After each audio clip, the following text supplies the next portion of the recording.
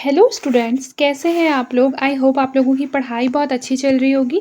देखिए, आज का जो हमारा टॉपिक है वो है अच्छे शिक्षक की विशेषताएं। तो चलिए आइए शुरू करते हैं। देखिए, अच्छे शिक्षक की क्या क्या विशेषताएं होनी चाहिए। तो पहला लिखा है कि जो शिक्षक है उन्हें क्या होना चाहिए, विषय का ज्ञान होना चाहिए। शिक्षक को क्या होना चाहिए, विषय संबंधी ज्ञान होना चाहिए।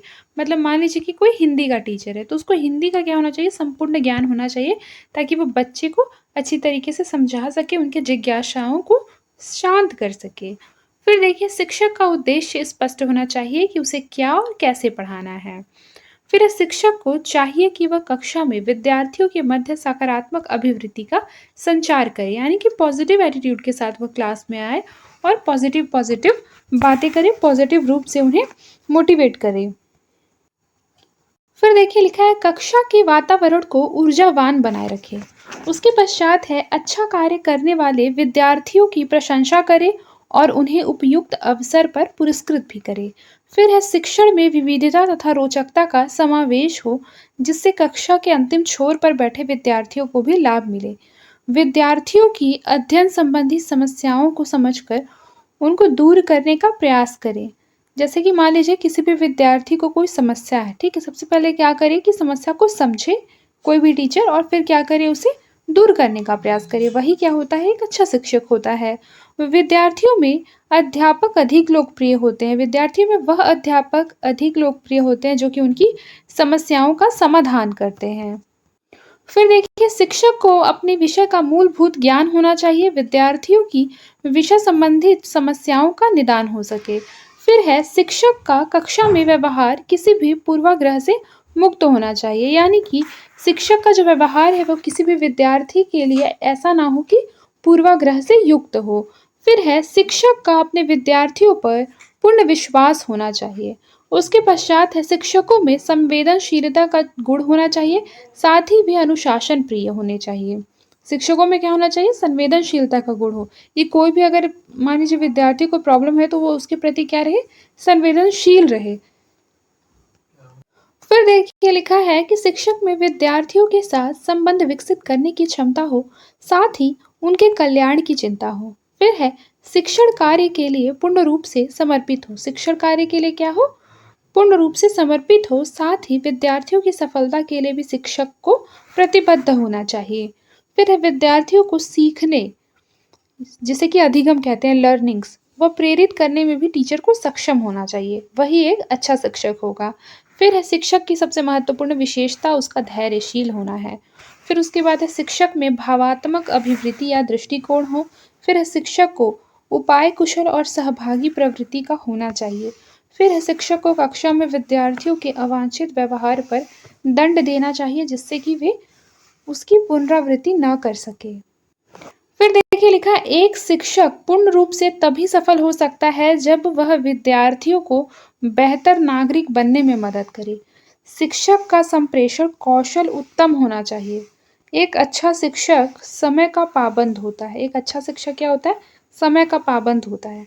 शिक्षक विद्यार्थी संबंध सद्भावपूर्ण और सम्मानपूर्ण होना चाहिए। शिक्षक को अपने अध्यापन में शिक्षण सहायक सामग्री का प्रयोग करना चाहिए, यानी कि बेसिकली जो शिक्षक होते हैं उनको जिस जिस सामग्री का यूज़ करना है ताकि बच्चे को ज़्यादा समझ में आए या फिर जल्दी समझ में आए, उसका प्रयोग शिक्षक को करना चाहिए। जैसे कि यहाँ पर आप एग्जांपल ले सकते हैं, जो स्मार्ट बोर्ड होता है, आजकल स्मार्ट बोर्ड भी होते हैं ना स्कूल में। बेसिकली स्मार्ट बोर्ड से क्या होता है, जल्दी और अच्छे से समझ में आता है। स्लाइड्स देखकर, मान लीजिए कि किसी तरीके की पेंटिंग देखकर या फिर कोई छोटा सा ऐसे क्लिप देखकर। फिर देखिए लिखा है शिक्षण प्रभावक तत्व शिक्षक, शिक्षार्थी सहायक सामग्री एवं अनुदेशात्मक सुविधाएं, शैक्षिक वातावरण एवं संस्थाएं। सबसे पहले पढ़ेंगे शिक्षक।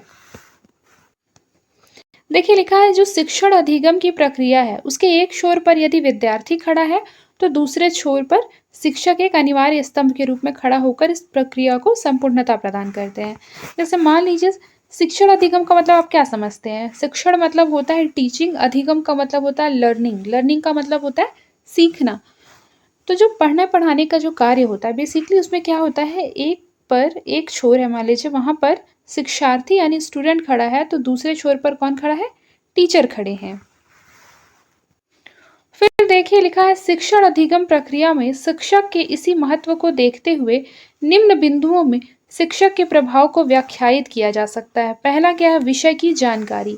यह कहा जा सकता है कि शिक्षक उतना ही योग्य होता है जितना उसे विषय से संबंधित ज्ञान होता है। फिर उसके बाद देखिए किसी शिक्षक में ज्ञान की कमी है तो वह कमी विद्यार्थियों तक भी संप्रेषित हो जाएगी। यानी कि मान लीजिए जैसे कि मैं एक टीचर हूँ और मुझे ही कोई टॉपिक नहीं आ रहा है तो मैं आपको भी उसे अच्छी तरह से नहीं समझा पाऊंगी, तो कहीं ना कहीं मेरे अंदर जो ज्ञान की कमी थी वही आपके अंदर भी संचारित हो जाएगी। लिखा है जो शिक्षक अपने विषय की जानकारी भली भांति रखता है वही शिक्षक शिक्षण अधिगम प्रक्रिया को पूर्णता प्रदान कर सकता है। शिक्षण अधिगम का कार्य प्रभावी ढंग से करने के लिए एक शिक्षक के द्वारा प्रदर्शित विषय वस्तु पर उसकी गहन जानकारी और महारत निर्णायक भूमिका अदा करती है। फिर देखिए शिक्षार्थियों की जानकारी। एक योग्य शिक्षक को अपने शिक्षार्थियों के बारे में अधिकतम जानकारी होनी चाहिए। इसके तहत हम शिक्षार्थियों के संज्ञानात्मक, सामाजिक एवं भावात्मक विकास के ज्ञान को शामिल कर सकते हैं। किसी भी विद्यार्थी के सीखने की प्रक्रिया और क्षमता का ज्ञान शिक्षक को प्रभावी बनाता है। उदाहरण के लिए यदि विद्यार्थी के सीखने की जो गति है वह धीमी है और शिक्षक के अध्यापन की गति तेज है तो विद्यार्थी को कुछ भी समझ में नहीं आएगा और शिक्षण का जो कार्य है वो व्यर्थ हो जाएगा। मतलब जिस हिसाब से जैसे मान लीजिए जो कोई भी टीचर जो फास्ट पढ़ाते हैं, अगर बच्चे धीमे सीख रहे हैं तो उनके फास्ट पढ़ाने का कोई अर्थ नहीं निकलेगा। या फिर बच्चे जो हैं वो काफ़ी फास्ट पढ़ते हैं और टीचर जो है धीमी गति से पढ़ा रहा है तो वह धीमी गति भी उस बच्चे के काम नहीं आएगी। अब देखिए शिक्षण कौशल। तो एक शिक्षक के पास विषय की जानकारी का मतलब होना बहुत ज़्यादा आवश्यक है। वह जितना आवश्यक है उतना ही और क्या आवश्यक है, उस जानकारी को शिक्षार्थियों तक संप्रेषित करने के लिए कुशल होना। देखिए मतलब मेरे पास जितना ज्ञान है वह ज्ञान तभी मेरे लिए एक तरह से बोला जाए कि उतना ही मेरे अंदर का जो ज्ञान है वो आवश्यक होगा जितना कि मैं अगर आपको समझा रही हूँ और वो चीज़ आपको समझ में आए। मेरे अंदर आपको समझाने की जो कला हो वो हो, मैं उस रूप से कुशल हूँ कि मैं आपको भली भांति समझा सकूँ। फिर है मैत्री भाव। शिक्षक अपने ज्ञान को शिक्षार्थियों तक संपूर्णता में तभी पहुँचा सकता है जब वह उनके प्रति मैत्री भाव रखता हो। शिक्षार्थी भी वैसे शिक्षक से निसंकोच सवाल जवाब कर पाते हैं तो जो उन्हें मित्रवत सिखाने के लिए राजी हो तथा धैर्यपूर्वक उनके प्रश्नों का समुचित उत्तर देकर उन्हें संतुष्ट कर सके। फिर देखिए क्या लिखा हुआ है, लिखा है शिक्षक का व्यक्तित्व। यानी कि अपने शिक्षार्थियों के लिए शिक्षक एक आदर्श व्यक्ति होता है। उसके व्यवहार की शिक्षार्थी नकल करने की कोशिश करते हैं। अतः शिक्षक के लिए यह आवश्यक हो जाता है कि शिक्षण कार्य के समय तो उत्कृष्ट व्यवहार करे ही, समाज में भी उसका जो है वो दैनंदिन व्यवहार आदर्शात्मक हो। अपने व्यक्तित्व के माध्यम से शिक्षक अपने विद्यार्थियों को नेतृत्व प्रदान करता है। वह अपने व्यवहार से शिक्षण अधिगम प्रक्रिया को सरल एवं सहज बनाता है। फिर देखिए शिक्षक की मनः स्थिति और शिक्षण के साथ समायोजन। यानी कि शिक्षक का अपने कार्य में पूर्णतः मन लगाना, यानी अपने कार्य को सर्वश्रेष्ठ मानकर शिक्षार्थियों के जीवन में ज्ञान की रोशनी फैलाकर राष्ट्र निर्माण में अपने योगदान की महत्ता समझाना ही उसका मेन काम होता है। फिर देखिए अनुशासन। कक्षा में अनुशासन बनाए रखने का जो दायित्व है वो शिक्षक का होता है। अनुशासन विहीन कक्षा बेसिकली एक भीड़ की तरह होती है।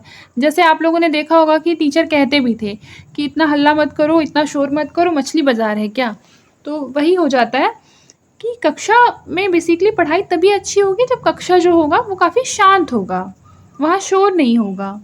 देखिए हमारा जो सेकंड टॉपिक है वो है शिक्षार्थी। शिक्षार्थी का मतलब आप क्या समझते हैं? जो कि शिक्षा ग्रहण कर रहा है, यानी कि स्टूडेंट। उसमें लिखा है शिक्षण अधिगम प्रक्रिया। शिक्षण अधिगम प्रक्रिया का दूसरा महत्वपूर्ण घटक जो है वो शिक्षार्थी होता है। वह क्या, कितना, कैसे सीखेगा यह उसका व्यक्तिगत विशेषता एवं अधिगम प्रक्रिया पर भी निर्भर करता है। निम्न बिंदु शिक्षार्थी से संबंधित कारकों को वर्णित करते हैं। आइए जानते हैं। सबसे पहला है शिक्षार्थी का शारीरिक एवं मानसिक स्वास्थ्य। देखिए लिखा है कि शिक्षण के समय यह बेहद महत्वपूर्ण यानी इम्पॉर्टेंट होता है कि शिक्षार्थी जो है यानी स्टूडेंट जो है वो न केवल शारीरिक रूप से स्वस्थ हो बल्कि मानसिक रूप से भी सीखने के लिए तैयार हो। एक हल्का पेट दर्द या सिर दर्द भी शिक्षार्थी के सीखने की क्षमता को नकारात्मक ढंग से प्रभावित कर सकता है और शिक्षार्थी पूरे अध्ययन के पश्चात कुछ भी नहीं सीख सकता। एक तनाव रहित भावनात्मक एवं मानसिक रूप से स्वस्थ शिक्षार्थी ही सीखने की प्रक्रिया में संतोषजनक परिणाम दे सकता है। फिर देखिए लिखा है शिक्षार्थी की आधारभूत क्षमता। इसके तहत निम्नलिखित क्षमताओं को देखा जा सकता है। पहला है सीखने की जन्मजात क्षमता, दूसरा है विशिष्ट ज्ञान अर्जित करने की क्षमता और तीसरा है सामान्य बुद्धि एवं तर्क करने की क्षमता। यह जो है ये बेसिकली शिक्षार्थी की आधारभूत क्षमता होती है। उसके पश्चात है आकांक्षा एवं उपलब्धि। आकांक्षा का मतलब होता है इच्छा, अभिलाषा। लिखा है कि शिक्षार्थी की आकांक्षा और उपलब्धि का स्तर उसके सीखने के लिए प्रेरणा का कार्य करते हैं। शिक्षार्थी की आकांक्षा इतनी उच्च भी नहीं होनी चाहिए कि वह उसे हतोत्साहित करे। अतः शिक्षण अधिगम प्रक्रिया के कुशल संचालन के लिए शिक्षार्थी की आकांक्षा और उपलब्धि का स्तर इतना रखा जाना चाहिए जिसे आसानी से हासिल किया जा सके। एक स्तर हासिल कर लेने के पश्चात अगला लक्ष्य निर्धारित करना चाहिए।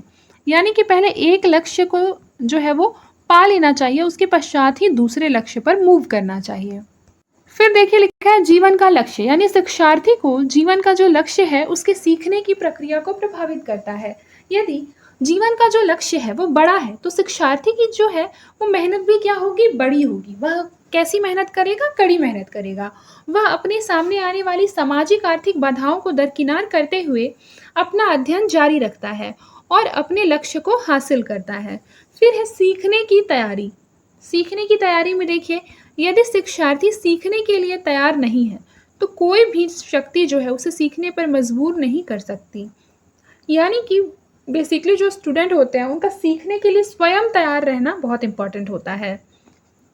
अब देखिए तीसरा है हमारा सहायक सामग्री। तो शिक्षण को विभिन्न प्रकार की सहायक सामग्री भी प्रभावित करती है, जैसे कि अध्ययन सामग्री, ऑडियो वीडियो की सुविधाएं, ऑनलाइन क्लास के लिए आवश्यक सामग्री जैसे लैपटॉप, कैमरा इत्यादि।